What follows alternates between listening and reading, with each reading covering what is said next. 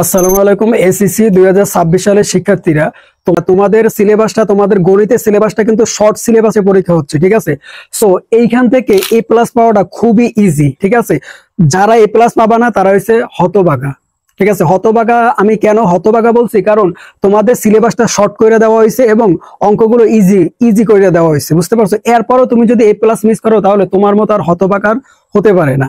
আচ্ছা, এখন আমার কথা হলো, আমি এমন কিছু নিয়ম আজকে তোমাদেরকে আমি দেখাই দেবো, ঠিক আছে। আজকে সাজেশন ক্লাসে এমন কিছু নিয়ম, এমন কিছু টেকনিক আমি তোমাদেরকে দেখাই দেবো, ঠিক আছে, যে এই প্লাসটা তোমার কাছে একদম মানে মোয়ার মতো, পানির মতো সহজ মনে হবে, বুঝতে পারছো। এত সহজ ভাবে এ প্লাস পাওয়াটা এত সহজ।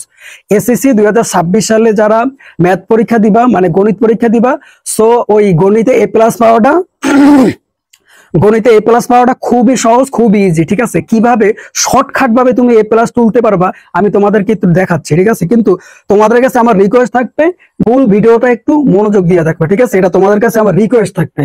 তোমাদেরকে এই যে ক বিভাগ আছে, ঠিক আছে, এই যে ক বিভাগ, এই ক বিভাগ থেকে কি থাকবে, বীজগণিত থাকবে। আচ্ছা, এই বীজগণিত থেকে তোমাদের কি হবে, এই যে তোমাদের যে চ্যাপ্টার 2 আছে, 2 নাম্বার চ্যাপ্টার, 3 নাম্বার এবং 11 নাম্বার চ্যাপ্টার, এই তিনটা চ্যাপ্টার থেকে, ঠিক আছে, এই যে এই তিনটা চ্যাপ্টার থেকে দুইটা কোশ্চেন আসবে, ঠিক আছে। কয়টা? দুইটা কোশ্চেন আসবে। এই দুইটার মধ্যে তুমি তুমি কম করে হলো একটা কোশ্চেনের অ্যান্সার তোমার দিতে হবে।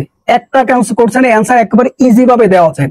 কিভাবে দেওয়া যায়? কারণ এই যে দেখো, 3 নাম্বার অধ্যায়টা অনেকের কাছে কঠিন লাগতে পারে, 11 নাম্বার অধ্যায়টা কঠিন লাগতে পারে, কিন্তু 2 নাম্বার অধ্যায়টা কিন্তু একদম সোজা, ঠিক আছে। এই জন্য রিকোয়েস্ট থাকবে যে এই যে 2 নাম্বার অধ্যায়টা একদম সোজা, এই 2 নাম্বার অধ্যায়ের উপর কিন্তু আমার ক্লাস আছে ইউটিউবে, আমার এই চ্যানেলেই কিন্তু আছে, ঠিক আছে। তারপর আমি সামনেও ক্লাস দিব ইনশাল্লাহ।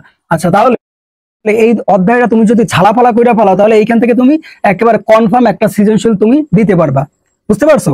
আচ্ছা, তাহলে একটা গেল। এরপরে দেখো, তোমাদের যে খ বিভাগ অর্থাৎ জ্যামিতি, ঠিক আছে, এইখান থেকে এই যে 7 অধ্যায় এবং 8 অধ্যায় থেকে দুইটা সৃজনশীল থাকবে। কয়টা সৃজনশীল? দুইটা সৃজনশীল। এইখান থেকে তুমি একটা সৃজনশীলের তো উত্তর অবশ্যই তুমি দিতে পারবা, পারবা কিনা বলো? অবশ্যই তুমি পারবা। আচ্ছা, এখন এই যে জ্যামিতির বিষয় যদি আমি তোমাদেরকে যদি বলি, জ্যামিতিটা কিন্তু তোমার ওই মুখস্থ করা লাগে না। তোমরা কিন্তু অনেকেই কি করো, জ্যামিতি মুখস্থ করে কঠিন ধরা খাও পরীক্ষার হলে যাইয়া। জ্যামিতি কখনো মুখস্থ করবে না। জ্যামিতিটা হইছে মাথা থেকে বোঝার বিষয়, ঠিক আছে। এটা মাথা দিয়ে তোমার একটু বুঝতে হবে যে কিভাবে কি হবে, জ্যামিতি কিভাবে বানাইয়া লেখে, সেই টেকনিকের উপর, মানে সেই টেকনিকটা আমি তোমাদেরকে দেখাই দেবো, মানে ওই টপিকের উপর আমি ভিডিও আনবো, ঠিক আছে। যে জ্যামিতি যদি তুমি না পারো তাহলে বানিয়ে কিভাবে তুমি লিখবা আমি তোমাদেরকে দেখাই দেবো, ঠিক আছে। ওটার উপর ক্লাস আসতেছে আমার। আচ্ছা, এরপরে তাহলে আমি আশা করবো যে এই জ্যামিতি থেকে তোমরা দুইটাই অ্যান্সার করতে পারবা। কারণ শোনো, এখান থেকে কিছু নিয়ম জানলে, ঠিক আছে, এমনিতেই বানাই দিতে পারবা, ঠিক আছে। এটা তেমন কঠিন না। এখান থেকে চাইলে তুমি দুইটা কোশ্চেনের অ্যান্সার দিতে পারো, ঠিক আছে। তারপর আমি ধরলাম যে মানে কম করে হলো তুমি একটা কোশ্চেনের অ্যান্সার তো দিতে পারবা, তাই না? পারবা কিনা বলো? তারপরে গ বিভাগ থেকে তোমাদের যেটা আসবে ত্রিকোণমিতি আর হচ্ছে পরিমিতি। যারা ত্রিকোণমিতি পারবা, ভালো পারো, তারা ওইখান থেকে একটা অ্যান্সার করবা। আর যারা ত্রিকোণমিতি পারো না তারা পরিমিতি, দুইটা থেকে যে কোনো একটা পড়বা। 9 অধ্যায় আর হচ্ছে 16 অধ্যায়। 9 অধ্যায় কি? ত্রিকোণমিতি, আর হচ্ছে 16 অধ্যায় কি? পরিমিতি, ঠিক আছে। আচ্ছা, যে মানে ত্রিকোণমিতি যদি তোমার কাছে সহজ লাগে তাহলে ওই অধ্যায় থেকে তুমি অ্যান্সার করবা। আর যদি তোমার কাছে যদি ত্রিকোণমিতি কঠিন লাগে তাহলে তুমি পরিমিতি থেকে অ্যান্সার করো।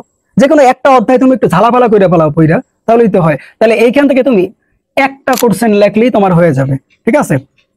আচ্ছা, তারপরে ঘ বিভাগটা একটু দেখো। ঘ বিভাগে কি আছে? পরিসংখ্যান। এইটা কিন্তু সবার কাছেই ভালো লাগে এবং এইটা কিন্তু খুবই ইজি একটা অধ্যায়, ঠিক আছে। পরিসংখ্যানের উপর কিন্তু আমার মোটামুটি 4 থেকে 5টা ক্লাস আছে অলরেডি, ঠিক আছে। যারা পরিসংখ্যান পারো না বা বুঝো না এখন পর্যন্ত, তারা আমার ক্লাসগুলো দেখো, তোমার কাছে ইজি মনে হবে, ঠিক আছে, ইজি লাগবে। আর এই পরিসংখ্যান থেকে তো প্রতিটা স্টুডেন্টই মানে মানে সৃজনশীল দিবেই দিবে, এতে কোনো ভুল নাই। তাহলে এইখান থেকেও তুমি একটা সৃজনশীল দিবে। এইখান থেকে যারা 2025 সালে শিক্ষার্থী ছিল এখান থেকে তারা কিন্তু একটা অ্যান্সার করতে পারতো, কিন্তু যারা 2026-এ পরীক্ষা দিবে তারা কিন্তু এইখান থেকে কিন্তু দুইটা অ্যান্সার করতে পারবা তোমরা, বুঝতে পারছো। তাহলে তোমার কত হইলো? এই 1 2 3 4, চারটা হইলো।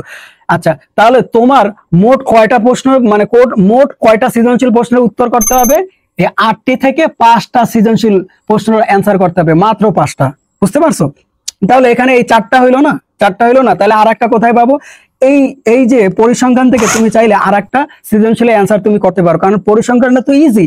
এখান থেকে তো তোমার 100% মানে 1000% কমন থাকবে, 1000%, ঠিক আছে, 1000% কমন থাকবে তোমার, বুঝতে পারছো? মানে এটা পারবা না এমন কোনো স্টুডেন্ট নাই, সবাই পারবা, ঠিক আছে। এরপরে যদি কারো এই পরিসংখ্যানের সমস্যা থাকে তোমরা কমেন্টে জানাইও, ঠিক আছে। তাহলে এই যে 4, এই 4-এর সাথে তুমি এই মানে এইখান থেকে তুমি 2টা দেওয়ার চেষ্টা করবা। কয়টা? 2টা দেওয়ার চেষ্টা করবা, তাহলে তোমার এই 5টা হইলো, ঠিক আছে। তাহলে এই 5টা হইলেই তোমার মোটামুটি হয়ে গেল, সৃজনশীলে তোমার A+ হয়ে গেল।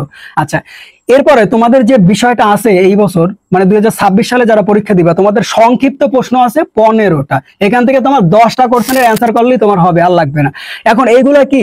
এগুলো হচ্ছে তোমার ওই যে তোমার এমসিকিউ আছে না, এমসিকিউ আকারে, মানে একেবারে শর্টকাট, ঠিক আছে। ধরো তোমাদের আসতে পারে যে কার্তেশীয়, মানে তাহলে তুমি এক কথায় অ্যান্সার দিবা, তারপরে একটু ছোট্ট করে একটু উদাহরণ দিয়ে দিবা, শেষ, ঠিক আছে। এই ধরনের শর্টকাট যে বিষয়গুলো ওইগুলার উপর তোমার কিছু কোশ্চেন আসবে, ঠিক আছে।